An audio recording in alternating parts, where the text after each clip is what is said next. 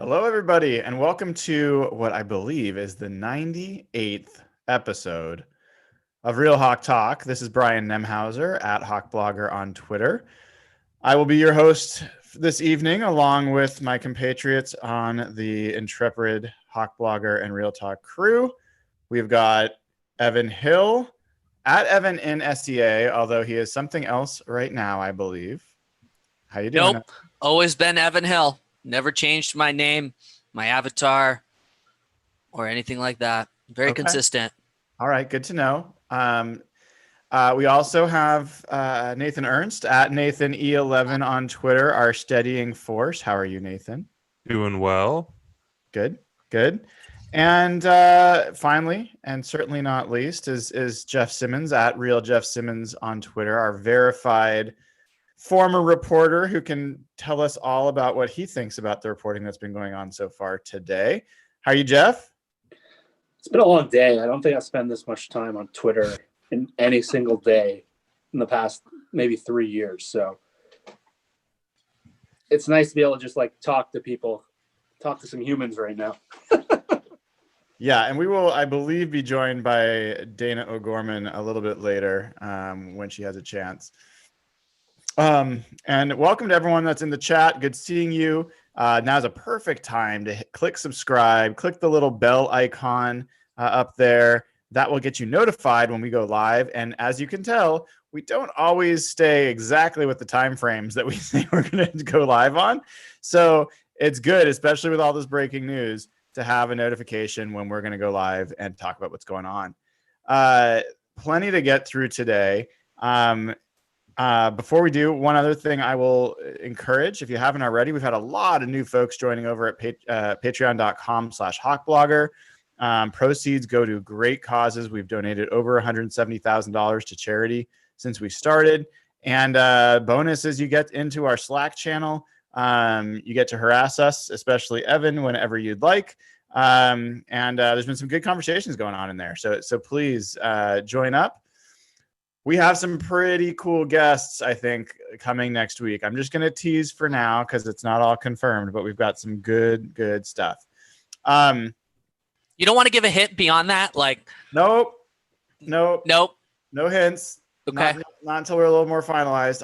Unlike some of the reporting that's gone on today, I like things to be at least confirmed before I report them that way. Let me start there. So some guy, I don't know his name, and I'm not even going to troll him by giving out his handle, but he was a Saints non-verified. I think he worked for the Who Dat Dish, SB Nation kind of blog. And his account literally says, not verified in Twitter, but verified in real life. And he was out, chest puffed up 2 or 3 days ago saying the Saints are finalizing a deal with Clowney. My source is talking directly with the player. That's why I'm so confident in this reporting. And that was clearly not true, or at least misunderstood. And this is just a classic case of especially halfway reporters, let alone valid reporters, that they get a sliver of information and they turn it into something more than it is. And so here we are, folks, trying to figure out what's going on with Jadeveon Clowney. It's overshadowing, I think, everything else that's going on with the Seahawks right now, at least in my mind. And I'm just this side of under control about this topic. So I really do need to bring the rest of the guys in here to talk about this because I might just lose my temper. Evan, you are the person who is most calm, cool, and collected whenever a topic comes up. So why don't we trade places here? I'll be the crazy one. And you tell me, where are you at with what's going on here with Jadeveon Clowney? Yeah, but before we even do that, let's backtrack and start with what we know, because this there's a little bit of a weird situation going on right now. So is it Dion? How do you say her name? Diana Rossini? Yeah, I can't even say her name. I don't even know what her name is. ESPN reporter. Jeff, I don't know if you're willing to say this on the show publicly, but you had mentioned she has had some consistency issues in the past. So I'm not sure how. I'm I'm not sure how reliable her words are in regards to this report. I don't think she's making things up, but we did have Josina Anderson like directly contradict the report that he was signing with the Titans like in real time. And Josina, as we all know, is like very close with players, like a lot of them. She's friends with a lot of them, and she's typically right. Josina has gone silent in the past hour and a half. So I don't know what that means, but Diana has doubled down on her report. I don't know if you guys saw her follow-up tweet. She said that Clowney has been texting Titans players, looking forward to getting started. But it's mind-numbingly frustrating. Like when I saw the report from Diana, like we knew this was a potential possibility, obviously, but the Pro Football Talk report that this is a 1 year, $12 million deal is beyond stupid. Like I can't even produce words out of my mouth because I'm at a loss for words. If that's accurate, if it's a 1 year, $12 million deal, it's mind-blowingly stupid for how this team navigated this situation. Their defensive line, pass rush, interior pass rush, this entire offseason has been a complete disaster. So I've calmed down over it in the past hour and a half, but Brian, I want to hear more from you in terms of how you heard about it, and tell me your reaction that you were telling me offline before the show. I mean, I feel like this is built up for so many months. Like this was the number one priority for the Seahawks in free agency. Like without a doubt, this was the guy that they had to have back. And then he didn't sign, and we kept waiting, and we had in our Real Hawk Talk channel, our chat, and I'll welcome in Dano O'Gorman at Dano OG on Twitter. In our Real Hawk Talk chat, like there was a lot of hand wringing, like, oh my gosh, they're not doing what they need to about the pass rush, and they're not signing guys, and what's going on? And I kept saying, be patient. There's so many options in free agency. There's so many options they could trade for. Like there's so many options. They'll figure it out. They've got a plan. And it went on and on and on. All of those things went through. We got to Everson Griffin signing for like $5 and a can of Coke. And that went on. And Clowney's still out there.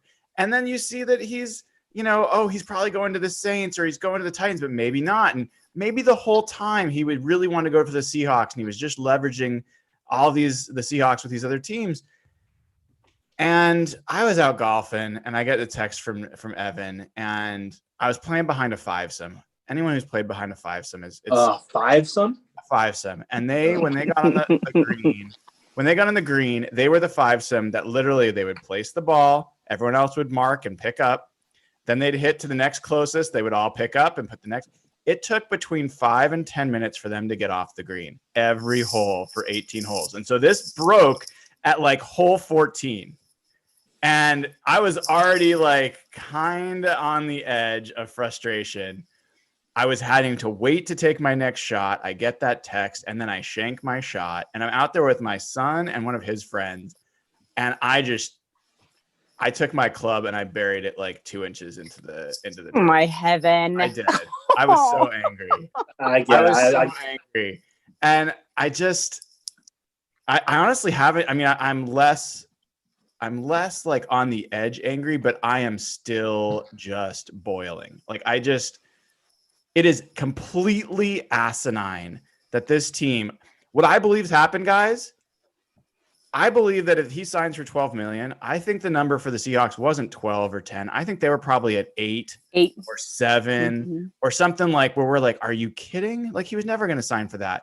And if the difference between the Seahawks being an odds on, like having a clearly higher probability chance of being a contender by spending $4 million more, $4 million, or not doing it, it is inexcusable. There is no excuse. And if John Schneider's going to hide behind, we need to keep some keep some powder dry for the season so we can make moves. This is the freaking move. Like, don't wait.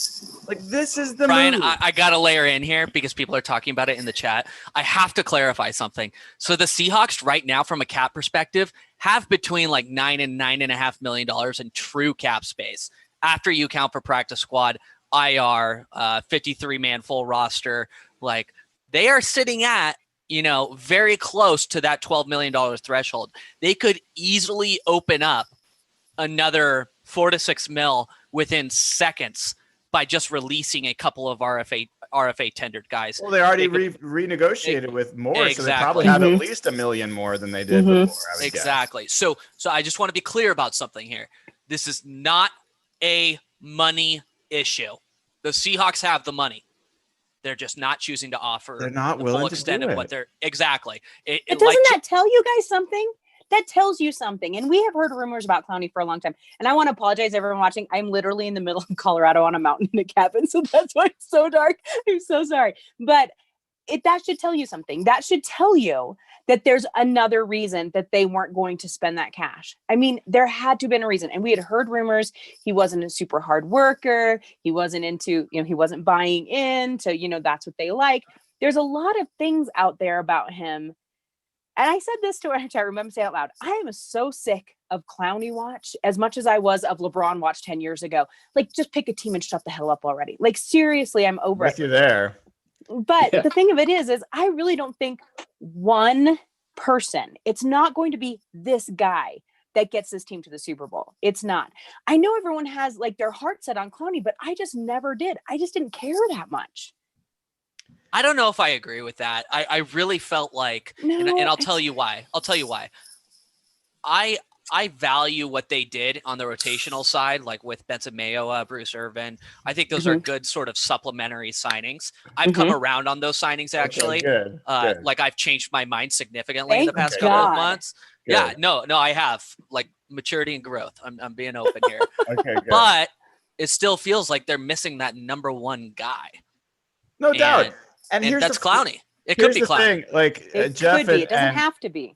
Jeff and Nathan want to get you in there, but like here's the flaw I see in what you're saying, Dana, because I understand your points about has a reservation about Clowney, but the Seahawks were gonna spend a lot more than 8 on him, and then they decided that they were gonna, they couldn't wait any longer, and they started putting their money elsewhere. So it wasn't that they weren't willing to bring him back or spend money. But what's happened is now they've decided, for whatever principled reason based on how they manage their cap, that they weren't going to go above a number. To me, that's an ego thing. That is not the player's not worth the money. They have simply decided they didn't want to wait and they wanted to go another direction. So anyway, I've talked a lot. Jeff, I see you wanting to get in. Go ahead. Well, yeah, consistently through the offseason when this has come up, especially after like the first couple waves when Brian mentioned earlier, the people freaking out in the chat. I'm usually pretty calm in the show. In the chat, I'm much more emotional and angry. I was one of the people really mad about how they handled the defensive end spot. I thought they had so many opportunities there. And the whole offseason, I've been saying that really it's okay if you don't want to sign Clowney, but you need to have a backup plan. And they didn't really have one at the primary spot. They're still starting 5 technique. Looks like Rasheem Green right now. And Everson Griffin, okay, if you say, okay, we don't want Clowney, and for the reasons Dana mentioned, that makes sense, but then you let Everson Griffin walk for $6 million bucks. Too. Yeah. That's the one that set me off, because if you don't have him and you don't have a backup plan, they were left with nothing. And we were all terrified that Clay Matthews was going to be the fallback. And on top of all this stuff, Darrell Taylor, their highest pick at the position, isn't ready to play. He's out 6 weeks. So you take Clowney out, you take Taylor out. Looking at this defensive line on paper, it's scary. It's really bad on paper. Just they don't have that A guy, and it's just hard to. I've been saying this in our chat for a while. I just don't understand the Seahawks, like their side of the story, because if you don't want Clowney, then why are you hanging around this negotiation? Like Brian just said, what are you doing? But they're valuing him in such a low number. They know he's not going to take it. So I just can't wrap my head. I'm usually pretty rational. I usually understand where they're coming from. This one just doesn't compute with me. That's the thing. They're looking to get him at a deal as opposed to not being interested in the player. And it's like, This isn't bargain shopping. It's a number one pass rusher for the team. And Nathan, let's get you in here. You're sitting here just thinking like all these people so emotional. Don't they see the clear, Good Lord. rational explanation of why? How are you reacting to all this? I'm still processing. I mean, I don't know. Why did they trade for him if they weren't going to pay him? Like, Jadeveon Clowney is no different today than he was a year ago when they traded him. Like, Don't almost change. to the date, right? Like, the work ethic stuff, that was always there with him. The injuries, that was always there with him. The, the seemingly disproportionate sack totals where, he is a good pressure rusher, but doesn't always translate those into like a huge sack number. Mm-hmm. Nothing has changed. So why did you give a third round pick? I have an idea. Martin. I have to just layer in one thing really quick. I know. We're past the comp pick deadline, guys. So we don't we don't even get a comp pick if he signs with the Titans. Yeah, I had to layer that in. I'm sorry. I had more than a couple people in my mentions when I was because I compared this to the Sheldon Richardson trade when it happened, and I said if they let him walk, this is almost as bad or as bad as the Richardson trade, and a lot of people lost their mind on that. And like in the end, there's a ton of like it looks very similar. Like Sheldon Richardson disappointed in terms of sacks, but had a pressure rate. Like he was the guy they thought he was. He left for a 1-year deal that was lower than what anyone thought he would probably get. Well, let's recap that for a second. I have an idea. Can I say something before please. we get off on Sheldon Richardson? So that is where I think maybe the Seahawks ego comes in. You're right. He's not a different player than he was when they traded for him. He did have work ethic issues. He did have all these issues. I think where the Seahawks ego came in is that maybe Pete, because he's done it before, thought he could change that, bring out the better player, bring out, you know what I mean? That's where the ego. And after a year of him, they said, nope, he's still the same dude. Maybe they just decided he wasn't, unless they could get him for a steal. But they didn't feel that they were willing to put up with whatever issues. And God knows it could be just all BS from, fans, who knows? But at the same time, maybe that's where that ego comes in, is they thought they could make him a better player, turn him into a more, excited, they always like him when they're excited, player. And maybe they couldn't. And that's like, well, we'll give you $8 million, but that's all you're worth to us. But we don't know those numbers yet. So we don't know that. We don't. I mean, I guess the point I was going to make there is, let's recap the Seahawks' big trades. You've got Percy Harvin. You've got Jimmy Graham. You've got Sheldon Richardson. Dwayne Brown. You've got Dwayne Brown. Jamal Adams, and Jadeveon Clowney. Those are the ones that are coming up in my mind. Of all of those, how many of them have the Seahawks kept past their contract that they had when they were acquired? Dwayne Brown. So that's a pretty damning track record, because none of those trades were cheap.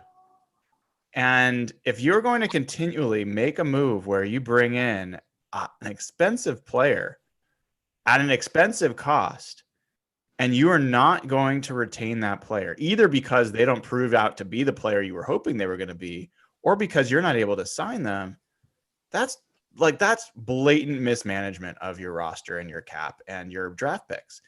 If we're a year from now and they don't sign Jamal Adams because they're trying to get some kind of special deal with Jamal Adams, I don't want to hear a word about he just wasn't the guy they thought he was. Then don't have traded multiple first round picks for him in the first place. Yeah. I think he's a different caliber player, though. I mean, you can't compare Jamal Adams to Jimmy Graham.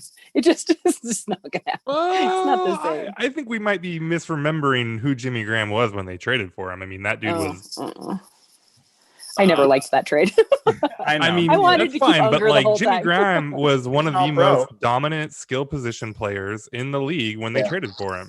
Right? I mean, you can think whatever you want about his fit on this team and whatever, but that dude was an absolute beast. And Yeah, so comparing him to Jimmy Graham, I mean, maybe Clowney's not quite in Adams' league or whatever. I mean, Percy Harvin probably definitely isn't, but yeah, and this is already setting up for this stuff too, right? Like, you know, all the New York Jets fans hate Adams and, oh, you're just after the money and blah blah blah, no loyalty, and it's not hard to imagine fast forwarding a year from now and starting to hear the same things about contract negotiations breaking down with Adams, and because, you know, he's selfish or whatever, and you start to have all these same storylines come out, right? I don't know. You cannot have this whole rule where we are principled. There's a number. We set a number, and if they go over it, we won't meet it. Like, we're going to hold that line. That's well and good if you're not giving up draft capital to bring that person on in the first place. Exactly. You cannot do both. You cannot do both. It's oil and water as far as roster management. And really, it's kind of what I've been saying the whole offseason, at least to you guys. One of my issues right now with the Seahawks, and we've liked a lot of their moves individually, is I just see a lack of vision and in terms of team building. And you guys talk about that example right there that you guys just said in the last segment. That's perfectly accurate. Like 2 years from now, what's their plan on the defensive line? Who's still going to be here? What's their plan on the offensive line? It just looks like they're piecing this thing together year after year after year without any vision at all. And this Clowney thing, the fact that they let him walk a year later for bargain basement price, is just the perfect stamp of that whole thing. And the defensive line, 2 years from now, who's on that line? You probably couldn't name one player. So it's scary, man, because if you want to build a team, offensive and defensive line trench play is so important. And we don't know who they'll even have in a year. You know what really go ahead, Edmund. You know what really bothers me about this whole conversation is, yes, I understand the Seahawks can be super stubborn about, they set a price, a value for a player, and they want to stick to it. The majority of the time, I actually think that's okay. Like you said, Brian, when there's not draft capital involved. But the problem is right now, the Seahawks have $9.5 million just sitting there. It's not going to be used on anybody, most likely, barring some huge trade or some big signing or something like that.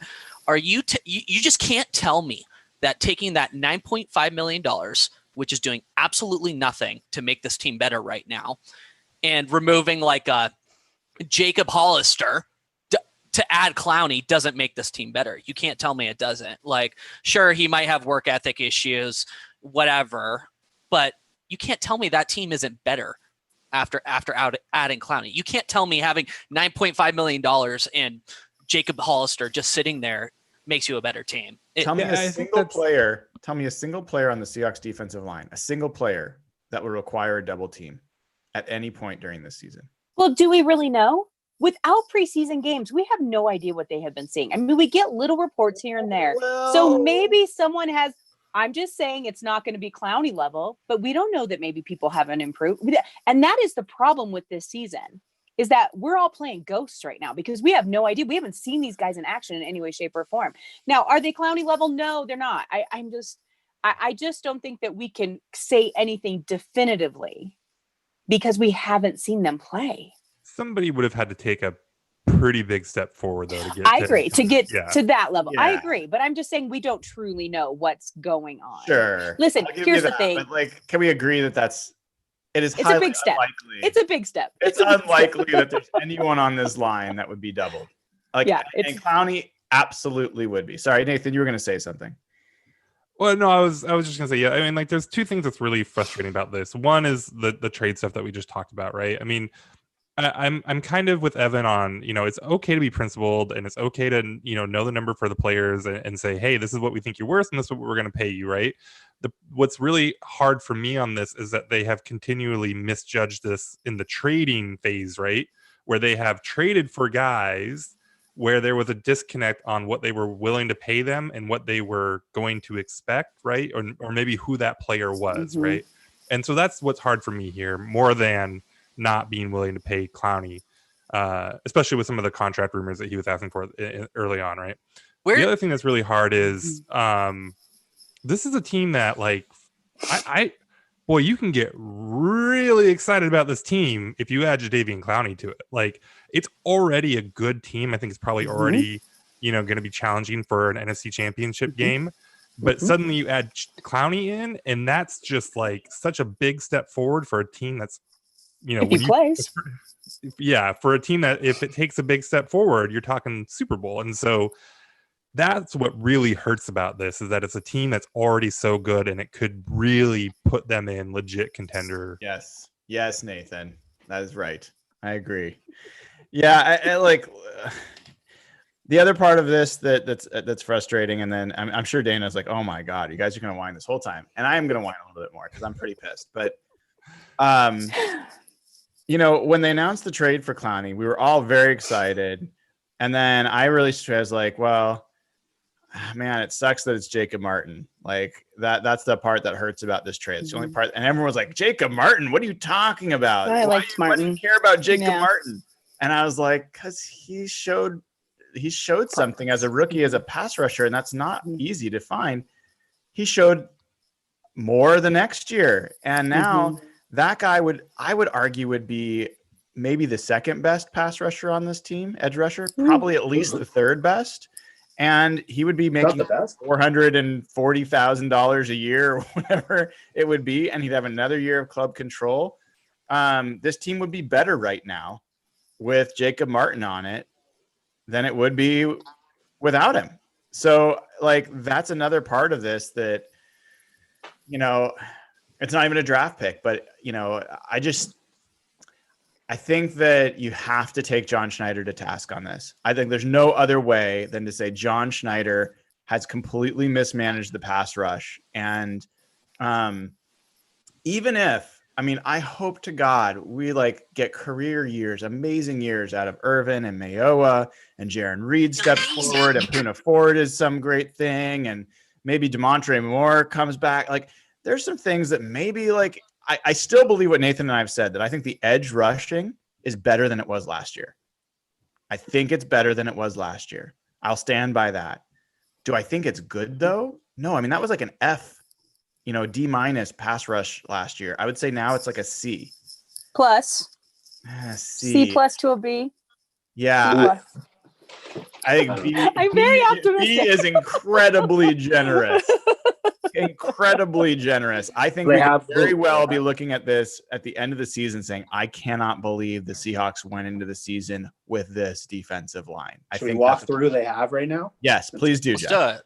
Okay, so at the 5 technique, the position Clowney played last year, they have Rasheem Green and LJ Collier. So one of those guys is starting. Bunch of studs. Brandon Jackson's out for the season, so those are the 2 guys. At the edge, Leo spot that Cliff Averill and Chris Clemens played, they have Benson Mayo as their opening day starter. Bruce Irvin's going to move to that spot or probably be an edge rusher. And they have Alton Robinson, 5th round rookie, who's flashed. And they brought in DeMontre Moore. That's it. That's their team. Darrell Taylor's out for 6 weeks. Maybe they bring in a veteran, but that's the unit. It's hard to see those guys as a Super Bowl team, as good as the upgrades we've made elsewhere. That's scary to look at. I'm not going to lie. I just reading that out is scary. Wait. You're going to make Evan cry. Yeah, no, I just got, yes, first of all, yes, you are. But I just want to hit on one point that Brian, I think you mentioned. Where the fuck is the pre-trade player research? There goes our ads. Thanks. Yeah, goodbye monetization. Okay, no, but seriously, like if there is such a wide contract value gap at the end of these trades when it comes to extension time, can John Schneider not like call up Bus Cook or who used to be Clowney's agent? Can he not like call up Clowney's agent before he makes the trade and is like, hey, let's just walk through some preliminary numbers. If the year goes well, what are you and your client looking for? Like, we should not be caught off guard by like a crazy salary difference in expectations. It's just crazy. Evan, the scary thing about that is that literally happens in every single transaction. I was going to say it probably does. How do you think a player signs an extension before a trade is completed? Yeah. This literally happens. Like with Jamal Adams, they agreed with his agent that he was going to play under his rookie deal. Like they literally speak to the agent in that scenario any single time any transaction is ever made. Well, that's the assumption. And if I assume that they did do that, then what changed? Like did they learn something additional about him in the past year that scared them off, or like? The only thing that it could be is if they just got really spooked by that sports hernia. And he did have to have surgery for it and everything. I mean, I'm gonna go ahead. Finish your thought, Nathan. No, yeah, go ahead. I just have to read off again. These are the guys that were available going into free agency. Oh God, That's the thing. Jesus Like, Christ. let's talk about this. I'm leaving the room. This wasn't a year where they didn't have tons of cap space, and it wasn't like there was like a couple of edge rushers or a couple of defensive linemen. It was chock full. I'm just going to read these quickly. Dante Fowler Jr., 3 years, $45 million, $15 million a year. Mario Addison, $10 million a year. Jordan Phillips, $10 million a year. Shaq Lawson, $10 million a year. Jamie Collins, $10 million a year. Carl Nassib, $8 million a year. Devin Kennard, $6.5 million. Rodney Gunter, $6 million. Where's my guy? AJ Klein, $6 million. AJ Klein is not my guy, Brian. It's No, Quinn. an inside linebacker. Quinn. Robert Quinn. Robert Quinn. I'm going to get back. I don't know. I'm just reading off these things. Everson Griffin, $6 million. Oh, Now let That one hurts. me just go to defensive line overall. Those were just some of the edge players. DJ Reader, he got $13 million a year. Javon Hargrave got $13 million a year. That one is a bummer. that makes me want to puke. Michael Pierce got $9 million a year. Michael Brockers got $8 million a year. Linval Joseph got $8.5 million a year. Ashawn Robinson got $8.5 million a year. Vernon Butler got $7.5 million a year. Quentin Jefferson got $6.75. Guys, like, I could keep going. There are so many players that were available to make this team better, and we've got $9.5 million sitting there not being spent. It is inexcusable. This has been completely mismanaged on the defensive line. And the frustrating part is they did so much else well. They cut Justin Britt. They, I think, made an amazing trade for Quentin Dunbar. That thankfully That was worked out. Best move of the offseason. I think that they made some great moves, in the draft. I think that I'm high on Jordan Brooks. I think he has a potential to be a guy for them. I think they've got other players that could step up. And even give him credit with Marquise Blair, who seems like he's looking like he's going to find a spot at nickel, right? Evan's getting excited right now. Yeah, He gets all baby. excited. Let's talk about Marquise Blair later. Oh, if it's a positive conversation, yes. Oh, hell yeah, it's a positive conversation. I'm going to be talking some shit to the boys on this podcast that have absolutely shat all over Marquise Blair. Oh, With absolutely I don't think no I've seen visual that. evidence. But No, I was like, I don't think I've ever seen that. But I mean, in all of that, the Seahawks spent $3 million on Benson Mayowa, and they spent $5.5 million on Bruce Irvin. And That's again, like, those were good signings. Mhm. Like, but they're not. Yes. They're not. They're not a plan. Yeah. Like, Man. this feels like this was so close to being such an awesome offseason and really putting together a team that you can just, really believe has Super Bowl hopes. And now it just feels that they're a little short. And a lot of these smart, fringy type things they did, like Benson Mayowa, and, it just feels, I don't know. It all feels a little less now. And adding to it, we talked about giving up a third to get Clowney and Martin. On top of that, after missing in free agency, they had to give up another third to move up to get Darrell Taylor, who there was prioritized as their best pass rusher in the draft. And now they're without him too. Does Great. anyone want to guess what PFF had, where Jacob Martin ranks among don't pass tell rushers us. in Good PFF? Lord. You Last don't year? need to know that. Yeah, like Brian, you said he was their third. I think he'd be their best pass rusher. Just, anybody want to throw out a number? Round table, lightning round, real quick. I think his pass rush 11. productivity was like 9. Anyway, I think he's a top 15. Yeah, I yeah, think he was he's 11. he was 14. Oh, close. Yeah, so you guys nailed it. So, anyways, who cares about that? And it I wasn't really just like last that year. He was pretty much replicated his rookie year. Yeah, I Yeah, think like, it was great. if you I go loved back that a kid. season, his pass rush productivity was basically the same. So anyway, all right. So let's transition. We can come back to this because I know we can just keep talking about this. Let's talk about the roster as it stands. Let's talk about Michael Dixon. How does everyone feel about Michael Dixon? Let's spend about 20 minutes talking about him. No, I'm joking. So I will start by saying there's a couple guys on the defensive line that are different than we talked about last time that I do feel like have some upside and I'm interested in. One of them we've mentioned here is Alton Robinson. You've got Damian Lewis, who's like that's the first guy he mentioned when he was asked about who stood out to him. Dwayne Brown has mentioned him. You've got a number of folks that have mentioned him, and Damian Lewis used the word freaky. And you generally, when NFL athletes, even rookies, talk about guys being freaky in the NFL, that's a pretty big statement. And the fact that a guard was talking about it means Alton Robinson might be playing some interior, or at least swinging inside, which has been a thing that I've certainly, and I think we've all hit on. There's a weakness. There's their interior rush.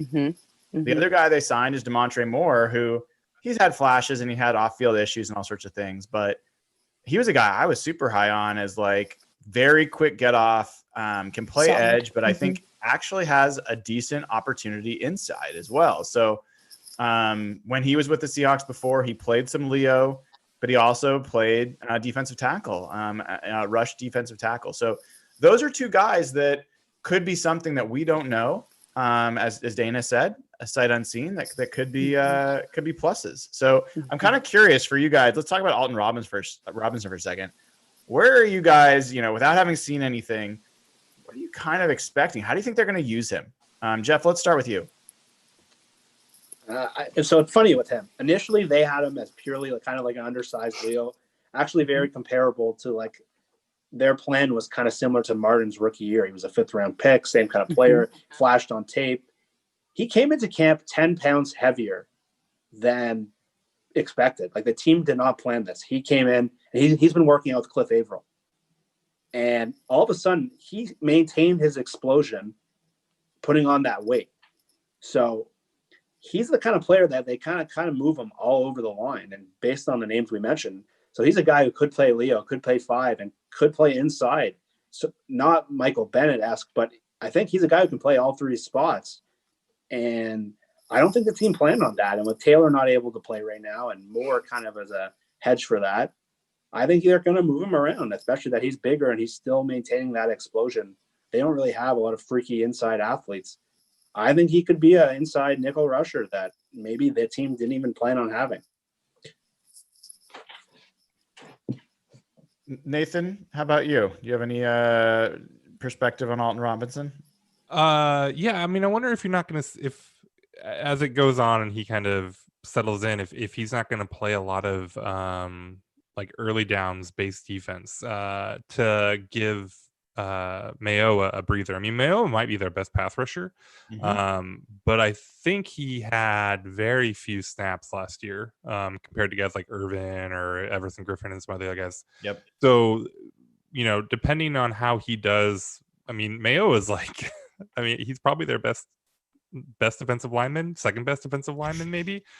So, like, Wait, was that maybe that's okay because maybe Mayoa is criminally underrated. There's maybe some arguments for that.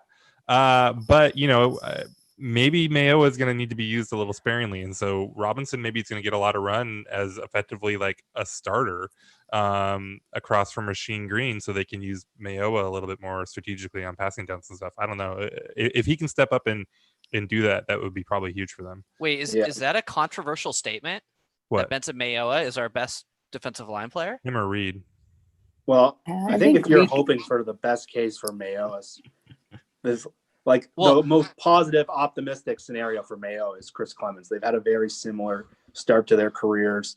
They're the same age where Clemens peaked in Seattle. If you're hoping for any best case scenario, it's obviously very unrealistic. This kind of stuff doesn't happen very often, but their careers are almost like identical to this point.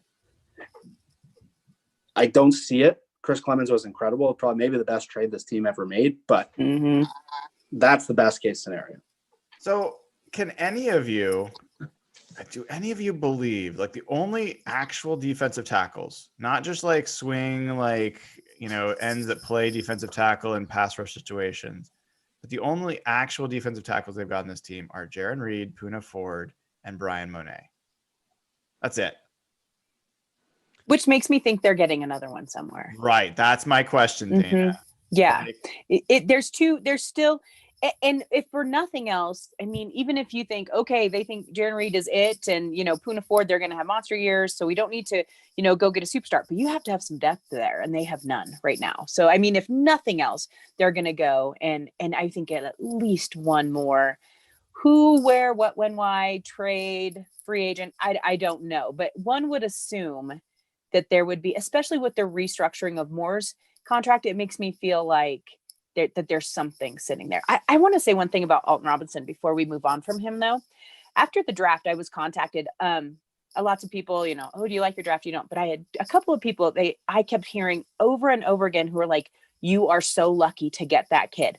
One was Alton Robinson. The other one was DJ Dallas, and those are the two that I kept hearing over and over and over again. I know we'll get to running backs later, but so that makes me, and these were from people who would know. And so that makes me get real excited about Robinson. What are we going to see out of him? And this was the crappy part of not having a preseason. We have no idea. Yeah, I'm excited about Robinson. I mean, his profile, I think, even from the draft, it was like, okay, that guy has the body and the measurables of somebody that can be a difference maker. Maybe he would be someone that's a prospect and grow in, but sounds like he's ready to contribute Doing right good. now. Yeah. So and that's cool. It's not a silver lining of the Darrell Taylor injury, but I think he's going to get extra snaps, to prove himself. So I just get so nervous when Evan starts mispronouncing Seahawks players' names because it's like a death sentence, and I really don't want Darrell Taylor's. Was Jermaine Ifedi really that promising? Oh my before God. You ruined him. So who knows? I mean, we all hated that draft pick. I don't hate him. Let's go through some of the rest of the parts of this roster. So linebackers, they keep Bobby, they keep Kate, they keep Bruce Irvin, Jordan Brooks, Cody Barton, and Ben Burke-Irvin. They cut Shaquem Griffin. Hopefully he ends up on the practice squad. Yeah. Nathan, how do you feel about the linebackers as they stand right now? Good. Those are, I mean, a mix of good players, good established players, promising young players. I don't know how anyone could be anything but, excited about this linebacker group. Mm-hmm. Although from the look on your face, maybe you're about to tell me how you could be not excited about the linebackers. No, I mean, seriously. I mean, let's be very, very honest. This is not just being in a bad mood thing. This is like, you can look at that linebacker crew and you can see it two ways. You can see Bobby Wagner and KJ Wright, known quantities, all Pro Bowl level guys. Know what you're going to get from them. Bruce Irvin, also very projectable, has been in the Sam position before. And then you got three young guys behind them that are learning and, can come in. That's one way to look at it. The other way to look at it is, who can you count on as being a top shelf player? And Bobby Wagner slid last year. We've all talked about it. We did. There's no doubt that he was not the player last year that the previous year. They played a different defense, though. Well, sure. There's totally reasons. Bobby Wagner, you can look at it. It's a bad fit for Tampa 2 defense. Right, yeah. Right. But he's older, and it wasn't Tampa 2 that caused him to be behind, Tyler Higbee in coverage. Well, isn't it? Yeah, that's the whole Tampa 2 is the inside linebackers going backwards. Right. That's the whole scheme. This was chasing laterally, but in any event. Yeah, that's the problem. It's not built for. I think that there's a chance. I mean, KJ Wright was injured. He's in last year. I think you could look at it as Bobby Wagner and KJ Wright could be on the decline. I think it's very, very possible that that's the case. And Bruce Irvin's certainly older. And then you've gotten three. Like, I look at that and I say Jordan Brooks is the only guy that I'm like, okay, that guy's clearly on the upswing. Are you not excited about Cody Barton? Not particularly, no. I think he's a really backup. I've never been. Brian is grumpy today. Hold up, Cody Barton. Like, didn't he kind of look promising in limited snaps last year? Like, In the preseason, Very, maybe. very good in coverage. He looked very promising in coverage. Sure. He had issues tackling and doing some other things. Which is an important part of the position. I Or a get big that. part, yeah. I think that's a little pessimistic, honestly. Hmm. He had an amazing training camp. Like, coaches were raving on him, loving on him. Like, I wouldn't count him out that quickly. I'm not counting him out, but Jordan Brooks has clearly, Of course. leapt him, and this is Barton's second year. So I mean, Oh, I'm not disagreeing Which is with when that. players Like, make their biggest jump is the second year. yeah, So- I'm not disagreeing with that stack rank. I'm just saying I think Cody Barton still has the potential to be a full-time starter.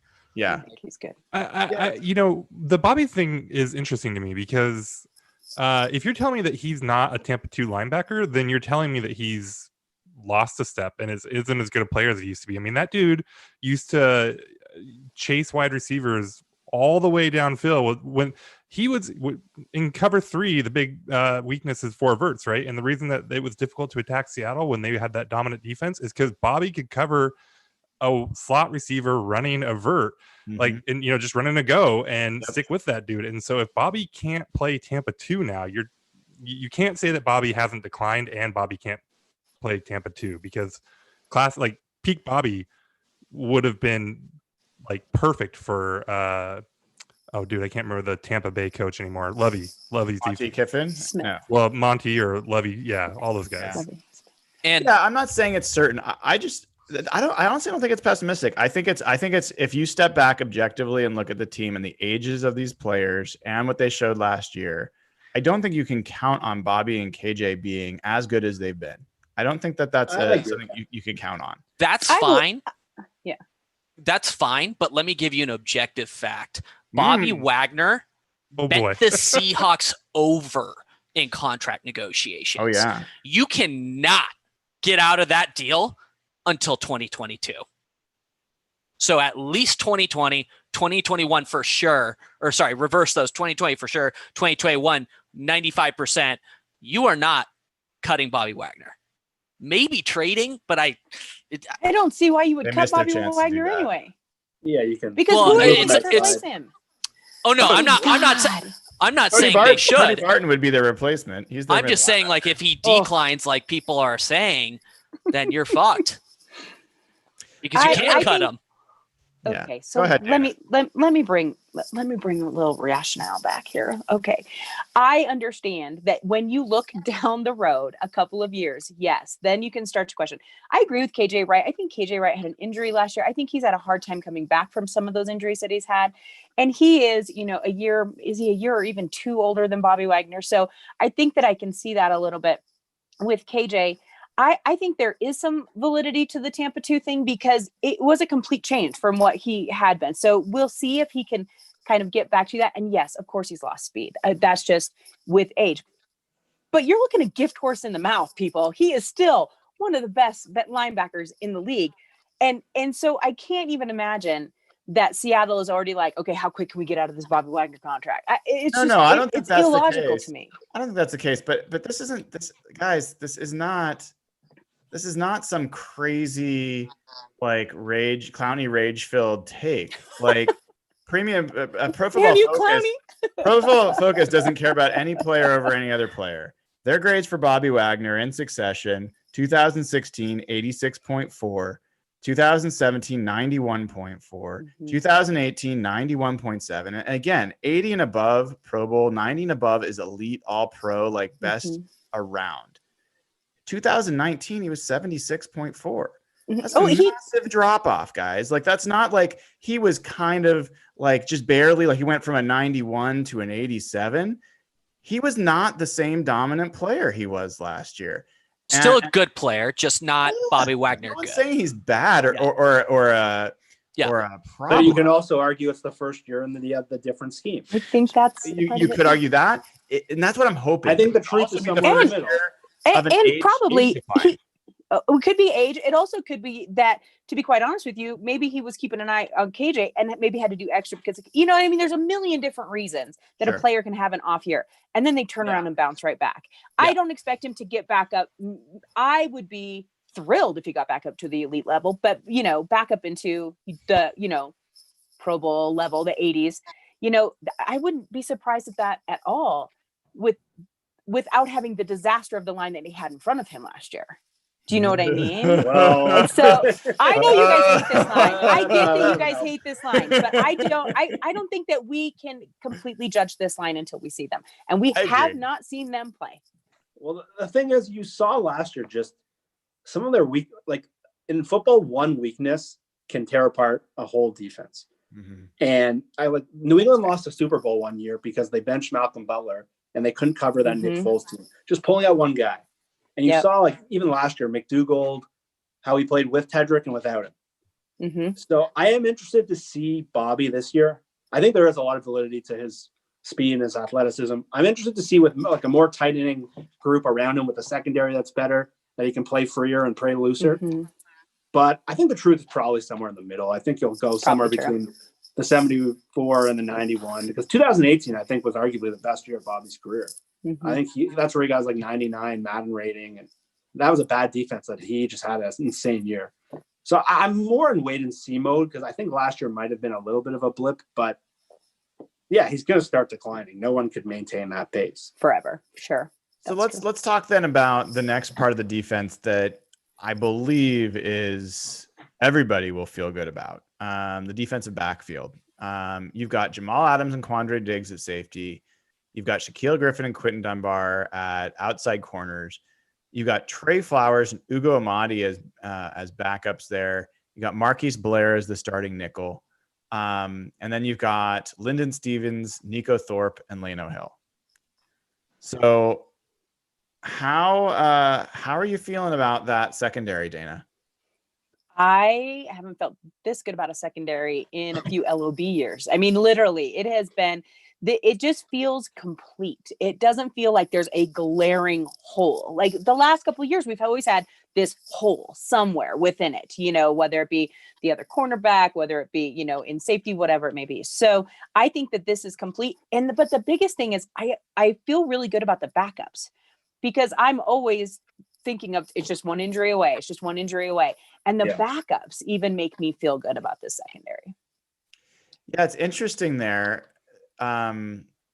Jeff, Jamal Adams, Quandre Diggs, and I think the backup safety is Lano Hill. Because I think Marquise Blair, I don't think they're treating Marquise Blair as a safety anymore. I think he's their nickel corner. And people are asking, why did they keep Lano Hill? I think it's because that's how they always keep four safeties. What's that? I don't know if I agree with that. I think the reason they have Ugo and even this Lyndon Stevens guy who might not last is that I would think Blair would become a starting safety if there was an injury. Really? They always keep four safeties. I'm not saying Blair can't play safety, but so you're saying if one of the safeties got injured, or they were even during the game, forget injury, they might just need to rotate players at some point. Or Ugo could play safety. Ugo could. He could. He hasn't, at least last year, like during the regular season, he was just a nickel. So, I mean, Lano's a guy that started games for them last year, whether we liked it or not. I think he's their third safety. I think they've got Marquise Blair and they want to keep him at nickel. That's my read of it. I see Nathan or Evan, you're nodding your head. Anything Marquise Blair positive? I know you feel. I was just gonna say, I know, as they should. But isn't this positive? Yes. No, it totally is. As they should. Okay, let me ask this question because I genuinely don't know the answer. Has he played like a single snap at safety in training camp this year? Yeah, both his interceptions in that mock game. Yep, Jamal that's Adams right. sat out with the hand. That's right. So you guys are wrong. Jamal Adams sat out with the hand, and who played safety? It was Marquise Blair. You guys are wrong. Oh, Jeff. Just like boom. I forgot about that. He's right. Interesting. Yeah. So you think that what would happen in a regular season game is they would move two players. It's just not typical of how defensive play. They would take their starting nickel and they'd move him to safety, and then they'd have a backup nickel corner. I think Blair would play safety and base, and I think he would play nickel and nickel. Nickel. Nickel and nickel. Yeah, so that makes sense. But yeah, I think in that case, we're both saying the same thing. Yeah. So Nathan, how are you feeling about the secondary? Any surprises there for you in terms of keeps, like Lyndon Stevens, for example? Did you expect him to be on this roster? Yeah, I was a big Lyndon Stevens fan. I called that one from the very beginning. He is a person whose name I've definitely heard before 3 seconds ago. Give us a breakdown on Lyndon Stevens' strengths and weaknesses. Real sea hockey type corner. Quicker than fast. Really gritty. Yeah. How's his turnover? Likes to compete. Yeah, he competes real hard. His big thing is like lining up on the other side of the receiver and then trying to keep him from getting the ball. That's what I've seen of, anyways. A lot of. I want more player breakdowns from Nathan. That's the analysis we're here for. Yeah. I think Lyndon Stevens will be cut the next signing they make. Agreed. Yeah, I mean, there are like even there's Leno a couple is, on there you can see. is a question mark, right? Yeah, if you're like you always have the bottom four like Luke Wilson and. No, we have to keep Luke. Yeah, it's super surprising that they kept 4 tight ends. I didn't get that at all. And then the other guys that were surprising keeps Freddie Swain. Yeah, we should talk about that one. Paul Richardson gets cut. I think Swain's just again there till Gordon's. Mm-hmm. He's the placeholder. Yeah, he'll play special teams maybe week 1 or he'll sit. Why do we think Paul Richardson was tried out, signed, and then cut within a week? My theory? Yes. Josh Gordon became available. Any other theories? I've got one as well. I don't know. He didn't. Pete was saying something about he just wasn't getting there. He just wasn't getting right. And I don't know if maybe he wasn't in great shape coming into camp and they just wanted to see if he would snap back. I don't know. I think the Gordon thing is probably right, but I don't know. It did seem did look a little strange. Is it possible that they just wanted to get him into the facility and sort of familiarize the environment again in case they want to bring him back that could later? Be. And maybe just very shallow observational thoughts from me. But I mean, an injury could happen, and sure. And did you guys see Paul Richardson's press conference? I know Dana had mentioned she saw it as an introductory. It sounded like he took the off season and he had a baby, and so his family member tried to get him to sign months ago, and he said no, like he didn't want to think about football. He might have come in and they might have got a look at him, and he kind of looked a little. He looked a little disheveled. Like I don't know if that's the word when he did his press conference. He looked a little. Yeah. He wanted to just come in and just not been in shape. Like that's what I think, and I hate to put that out there because maybe he's in great shape. We don't know, but at the same time, you're right. There was just something off about it, and it was strange. In his press conference, I mean, you could tell he was kind of happy to be back, but not. I mean, it was just strange, and maybe his head just wasn't in it. I mean, he got a $65K signing bonus, so I'd be pretty happy. With the 65 nice. For sure. That's a good week of work. I guess my theory on that is that they signed him being worried about Philip Dorsett's health and maybe even John Ursua's health, and that they got enough confidence in those two guys that they were like, yeah, see ya. I think that plus the Gordon change, I think that they just didn't feel the need to have him around. So, the best, there's so many good things to like about the receiver group. One of the great things about it is that Antonio Brown's not on that list. So yay! I think all of us can. Let's give credit for a move that they didn't make, and bringing him around. I know we probably have to wrap here in a little bit. I do want to talk about offensive line, and then I do want to talk about what is the strongest position group on this 53-man roster. So think about that for a second. Let's talk offensive line, and I'm going to read them off to you guys. They kept 10. They kept Dwayne Brown, Mike Iupati, Ethan Posick, Damian Lewis, Brandon Shell, BJ Finney, Cedric Ogbuey. I still don't know how to pronounce his last name. I'm sorry. Jamarco Jones, Phil Haynes, and Jordan Simmons. There's not really any surprises there. No surprises there, right? Those are all like known quantities, or at least you have a pretty good idea who they are. There is some concern that Cedric will be put on IR. There's at least some rumblings around the beat reporters that he is injured, but we'll find out. And he's a swing tackle, right? Yeah, he's the guy that they think is going to play the George Fant role as well as like the big tight end. He was the Bengals guy, right? I think so. Yeah, he was a top 25 pick. Yeah. So So how do we feel about like that offensive line? It seems like Ethan Posic's going to be the starting center. Anything stand out for you guys on that line right now compared to? I mean, I think generally no surprises, but I'll give the quick high level observation. I'm super excited to see Damian Lewis start week 1. Like he seems like the opposite type of draft profile that they've gone after in O-line for like the past decade. So if they could finally draft like a day 1 strong contributor on the offensive line, I'd lose my shit. So super excited about him. Well, I'll say opposite of my take on at least the concern around Bobby Wagner. There's been a lot of concerns on this pod about Dwayne Brown, and he's too old and he's gonna. I don't have that concern about Dwayne Brown. In fact, not after finding out he was be better this year. Yeah, well, he was injured all last season and didn't tell, and he still played, and so knowing that made me feel so much better about this season. Yeah, Jeff, you've talked about that as well, right? Like, I remember we all talked in the first game last year where we thought they'd kill the Bengals and they couldn't block them. Dwayne Brown wasn't that good of a player last year, and we found out later he was injured. And George Fant came in, he filled in pretty well when he had to. But with Dwayne Brown going, and we've seen it, offensive linemen, unlike linebacker with Bobby Wagner, they can age at that position and still maintain their play relatively. Like Andrew Whitworth, up and before last season, had he really stabilized that line. And I think just having a healthy Dwayne Brown and a stable left tackle, you saw the jump they made in 2018 with him playing that well. I would counter that by saying, so I agree with you, but I also believe left tackle is like probably priority number 1 for position to address in the next 12 months. Long term, it's So I'm back to what you really disagree? Before. Not priority 1. I agree with you. It's a priority, and they've got it. Really? Who's more important? Really? Yeah. Who's more important? Ooh, I go left. Really? Yeah. No, you got to protect your franchise quarterback. Mm-hmm. I think you can. I think Dwayne Brown's fine, unless he's talking about retiring.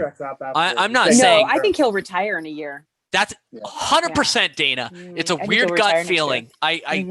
I don't think he's going to be playing till like 38 or 39. Like I just want everyone listening to get used to Dana and Evan agreeing. Like they just do it all the time. It gets so annoying. They just agree on everything. It happens so infrequently.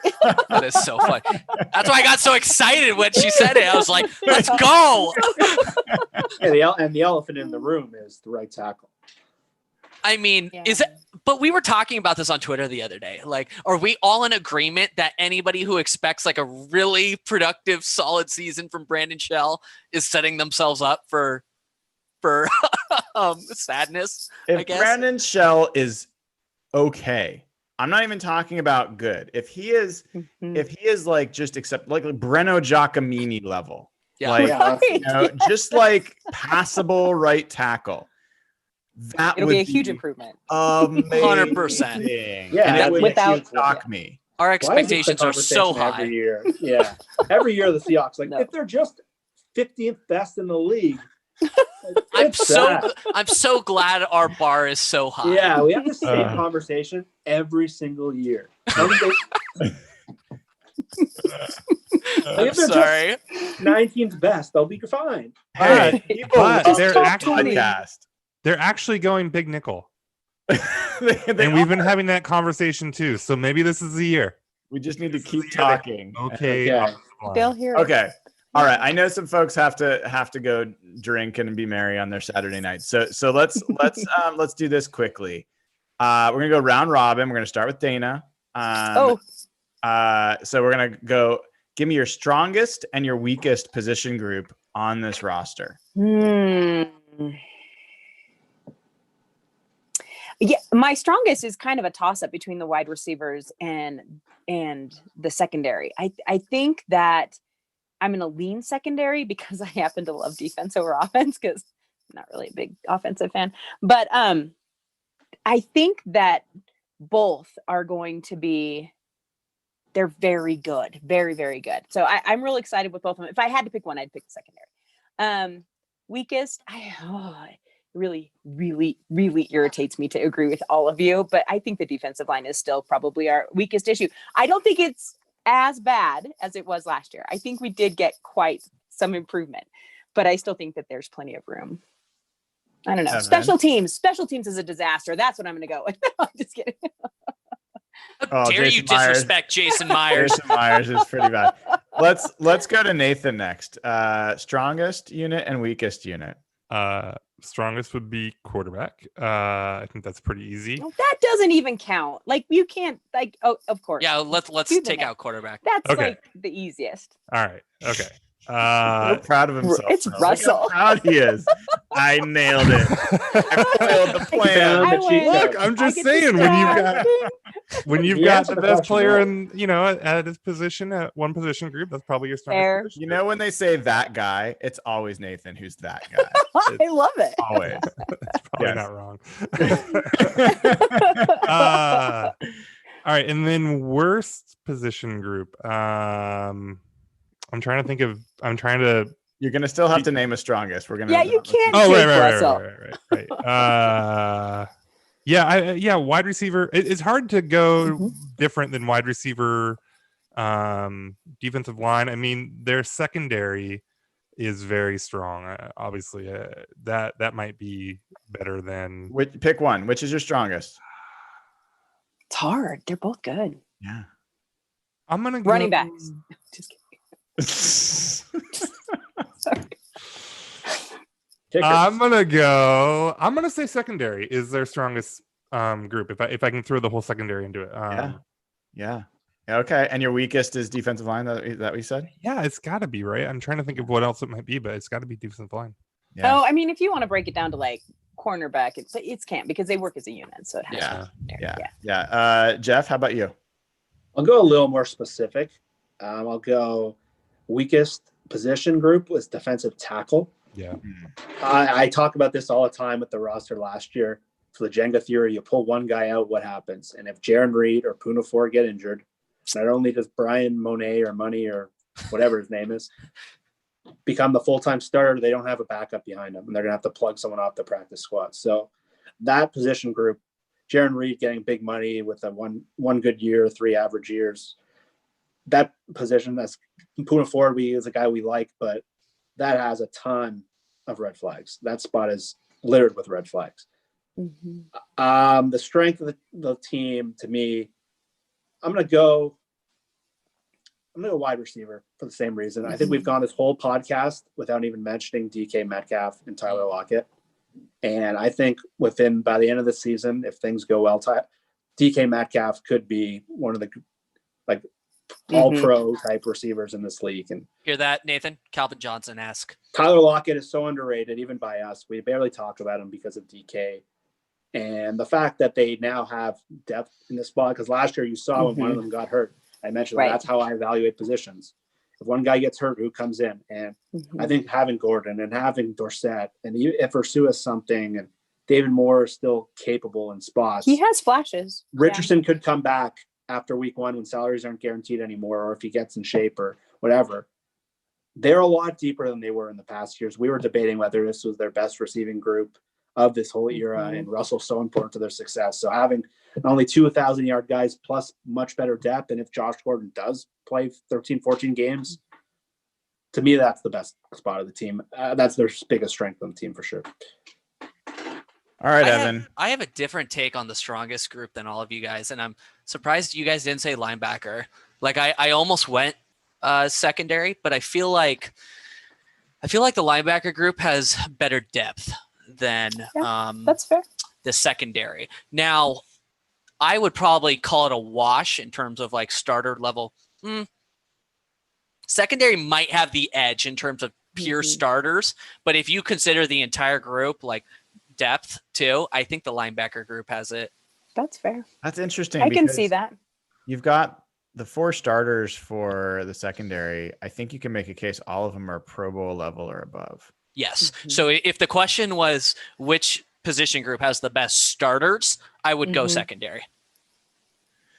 But you like overall one to end. I mean, like you like if the linebackers group better. if Dunbar or Shaquille Griffin goes down, you got He's Trey got Trey Flowers, which like you can't like. I feel better about Jordan Brooks stepping in than I do Trey Flowers stepping in. Really? Does I that agree make with sense? that. I agree. Wait. That's an interesting question. If Quill goes down tomorrow, is it Trey Flowers that plays?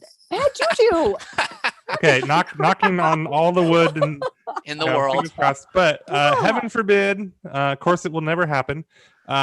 Would it be Flowers coming into play, or would it be Blair sliding over? I don't think they would move Blair. They better not move Blair. They better not. Blowing my mind. Or He's what? just like- It would Well, be because Flowers. we Dunbar would go to all- left corner.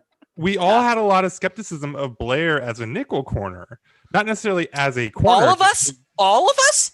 Well, all right, you are No, irrational not all about of us. Marquise Blair. You spent You an do not entire represent year the believing group. that he'd be a good safety, I'm and just keeping you on. conveniently transferred that to was cornerback a like nothing good had happened, like safety. he didn't, like he wasn't incapable what I of would- playing safety, and they don't play him there anymore. But I mean, really though, the concern with Blair was at nickel was his body type, which is much more suited for boundary corners. So I wonder what they would actually do in that situation. I think it's a Question. really interesting question, Nathan. Yeah. Like, I admit my mind has not even adapted to thinking about him as a cornerback yet. Like, I still have to see it. Like, it's so weird to me.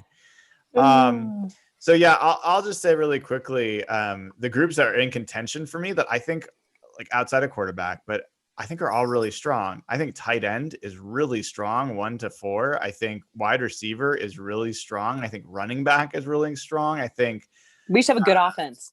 defensive backs are really strong. Yeah, good point. Like, Yeah. so I think the nice thing is that there's a few different groups that you could say are pretty strong, Mhm. and in the roster.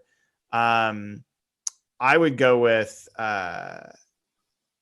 go with receiver just because I think that you have a potential to have maybe the best receiver or one of the top 5 receivers in the Like. game. Like I think DK has a chance to really Mhm. become a dominant force.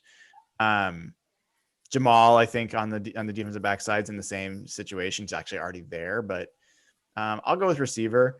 And then weakest, defensive line. I think it's just not even a Mhm. question. So So Can I I ask- just want to clarify That something. we know of. Yes. That we know of. We I don't just know want to yet. clarify something though. So we all basically agree that their best 2 position groups are quarterback and wide receiver.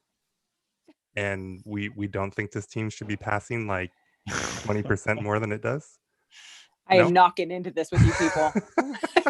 Take that ugly shirt off. well, Oh my so God. here's the counter to your counter. which We is- all know that wait a running second. doesn't I matter. I thought- mean, I nobody thought even Pete tried Carroll- to slip running back into the I thought conversation. Pete Carroll hated Russell Wilson and never wanted to give him any weapons to throw to. So That's- Right. That's Yeah, They correct. fell ass backwards into DK Metcalf. I don't know if we're going to give him a lot of credit for that. You're right about that one. I mean, you I are. am not. traded We fight up and about took this him in the chat second constantly.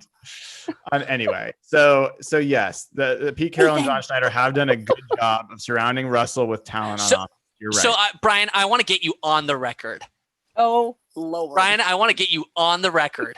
Yes or no question. Let Russ cook.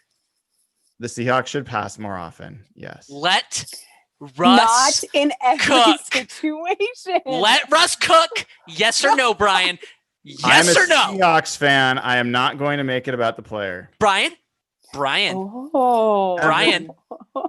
let I've Russ been over cook. this with you. Yes or no? Yes or We no? fight about this all the time. If that's the question. But hold the up, answer is saying no. let Russ cook does not mean don't play better defense. It's not like only let Russ cook. It's not like it's Well, it's but like the that's whole movement is a bunch of you Exactly. fanatics who think that the whole point of the game is to get Russ as emphasized as possible. It is not about Russell Wilson. It is about the Seahawks winning. And I'll tell you this. but the best way for the Whoa, whoa, Seahawks to whoa. win If you're is to gonna put use me in their a most corner, you're important gonna position. listen to my answer, little one. So just hold on. So if Russell Wilson passed 40 times a game and the Seahawks scored 3 more points a game, let me just finish. Versus this defense holding teams to 20 points One less and Russ field goal. passing the same amount as he does right now. The answer to which team would be better is the latter. The defense. That would be a better team. And so you're not going to get me to say the whole thing is to let Russ. I agree that that's something they could do that takes no talent. They just need to make a decision. And I 100% think they should be emphasizing their strengths more on offense. But So- this whole idea, and you cannot tell me the way it comes across on Twitter, that it's not just as simple as if we just let Russ cook. Every time, The let him pass the championships would damn just ball roll every single in. time. That's Whatever. a horseshit. I just want to make sure everybody understands Brian hates Russell Wilson. That's what we just learned. That's the takeaway. I just want to make sure that's on the Yes. record here. Yes. Yeah. Defense wins championships. Yeah. So yes, they should You're pass such a more. shitster. Yes, they should take advantage of their best player more than they do. And, Brian, you know I love fucking with you. I'm sorry. I had to. well, You know I love you. I just had to poke it a little. just sign Clowney, goddammit. They might We still don't know if he has it. Yeah, I we know. just spent a full- Look, you guys are only so interesting. I've been refreshing Twitter this entire time. So let's be honest. I will say Josina. that all of the All these ESPN folks are running with this. Like the main site, the main account tweeted Schefter it out. is. Schefter is, so they're all running off of Diana's report, but they must be confident. Yeah, in it but to why go. wouldn't they? That's the way press works. They're going to get Right. clicks. And from then they can putting go, that out oh, there. we're so surprised. And Yeah, but it's I don't know. Like it could happen, but like when was the last time that the ESPN account tweeted something out that didn't happen? You know, That's- if that's the right. Titans really did play hardball and got Clowney, it is a direct result of that AFC Championship game last year. And knowing that they just needed someone to be able to get after Patrick Mahomes. And if they feel like they can get back there and that's going to be who they're going against, that'll be the direct result. Oh, Just like you- I said, I'm going to get spun up again, Dana, because if they I'm think sorry, Clowney, darling. I'm if they sorry. think- if they think Clowney is their answer, they're so wrong. Like, Well, then why is he our answer? because he Thank absolutely you. would be. There's a Clowney-sized hole on this defensive line. Ugh. The Well, Titans- there's one the in Titans are there's not one in any- Tennessee too. Titans don't have Russell Wilson. They do not have. So What? they You don't. don't think? They've got freaking Ryan Tannehill. They are not a don't think Javian Clowney Tannehill's away the from competing. So anyway, Well, they did pretty well last year. AFC. Take a sucks. breath, have a cocktail. You'll be all right. Yes. All right. Well, we're gonna end it there. We will certainly have more to talk about. Obviously, a few opinions to be shared on this show. All in good fun. God, stop. Please, if you haven't already, click subscribe, click the little bell, get notified. Subscribe on Spotify, iTunes, Google Play, all that good stuff. Or come over to patreon.com/hawkblogger. Sign up, get into the Slack channel. Happy to chat with you all there and support great causes. Go out and have a Burgermaster burger, for God's sakes. They're a sponsor, and it's a great time to go do that. So with all that, keep an eye out. We have some things planned for next week that are going to be pretty cool. Don't want to oversell until we actually get them nailed down, but they're going to be pretty fun. I will give you one hint. Baseball bats might be involved. So, a all good right. hint. That's a great hint. Great. Go Hawks, and keep close eye. We will talk to you soon.